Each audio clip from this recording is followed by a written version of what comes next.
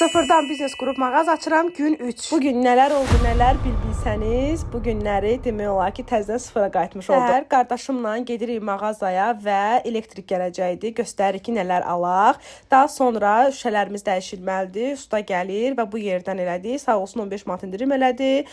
Daha sonra qapıları biraz düzəltməyə lazımdır. Onun usta gəlir, baxır, sabah gələcək və biz gedirik. Elektrik gəlib, işlərin görsün, işıqlandırması yaxşı olsun deyə Evrahomdan bir çox mağazaları gəzdik və güzgülərə də baxdım. Burada güzgüyə baxdım, onu tam olaraq mən deyilən deyildiyini almadım. Mağazaya çöldən bəzək dekor vermək istirdim, amma mən istəyən tapmadım deyə, mənə sərf eləmək deyə almadım. Bilmirəm, tapsam alacam, tapmasam yəqin ki, bir müddət elə qalacaq. Daha sonra buradan mağazaya uyğun bütün işıqları, stopları, reyslərin hər birisini aldım. Digər mağazalara nisbətən ucuz verdi, hətta lüstr falan aldım və yanında da qapıların dəstəyi, nə bilim qulpu, nə bilim bəzi şeylər var ki, qardaşım dedi ki, onlar dəyişilməlidir. Onları da aldıq.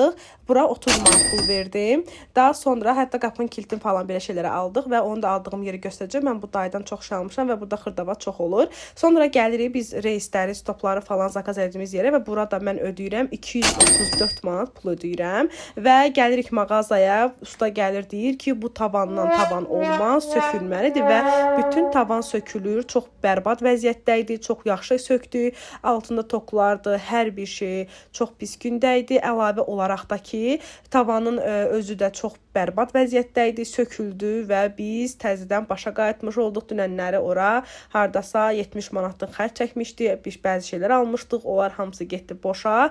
Tək ki, daha gözəl olsun işimiz, xeyirli uğurlu olsun, heç nə olmaz və sökülür tavan. Ondan sabahları artıq rayondan digər qohumlarımız, tanışlarımız gələcək. Bu tavanın vurulmasına bəzi işlər var ki, elektrik rayondan gələcək. Qohumumuzdur. Tavan heç ürəyimcə deyildi. İstər-istəməz çəkiliş olanda çox pis görsənəcəkdi.